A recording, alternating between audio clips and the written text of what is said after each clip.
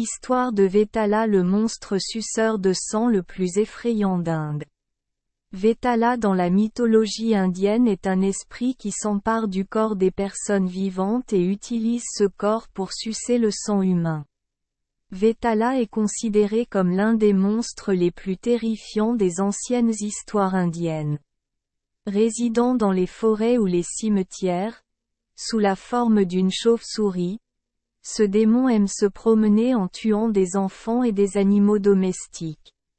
Vetala dort suspendu aux branches d'arbres comme des chauves-souris et a une ouïe extrêmement sensible. Cette créature terrifiante chasse souvent en couple. Il est donc difficile pour la victime d'échapper à la mort lorsqu'elle est attaquée par deux Vetala.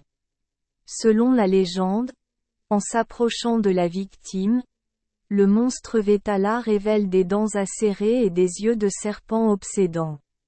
Avec ses dents, Vetala peut facilement effacer la gorge d'un humain avant de prendre possession de l'âme de la victime. De plus, ce monstre peut paralyser ses victimes avec de dangereuses coupures venimeuses. Non seulement tuant des humains, Vetala attaque également des animaux gardés en captivité. Cependant, les Vetala sont aussi parfois asservis par une force plus puissante. À ce moment-là, ce monstre sera totalement fidèle à son propriétaire et prêt à donner sa vie si on lui le demande. La seule façon de détruire Vetala est de lui poignarder le cœur avec un couteau en argent. À cette époque, ce terrible monstre ne provoquera plus d'obsession chez les humains. L'histoire raconte que le roi légendaire Vikrama a promis à un moine qu'il lui attraperait un Vetala. Et il l'a vraiment fait. Mais il a dû attraper celui-ci 24 fois. Car chaque fois qu'il se fera prendre, il posera une énigme au roi. Si le roi connaît la réponse, il s'échappera.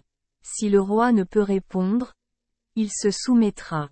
Et si le roi connaissait la réponse mais ne la disait pas, sa tête exploserait. Toutes les 24 fois, le roi connaissait la réponse, il devait donc la laisser tomber. Merci les enfants des Esperluette Croisillon 39. Avoir écouté des contes de fées au jour Esperluette Croisillon 39. 8. Espérons que les histoires apporteront aux enfants des moments heureux et significatifs. Si vous aimez notre chaîne, veuillez appuyer sur le bouton S Esperluette Croisillon 39. Abonner, pour ne manquer aucune histoire intéressante.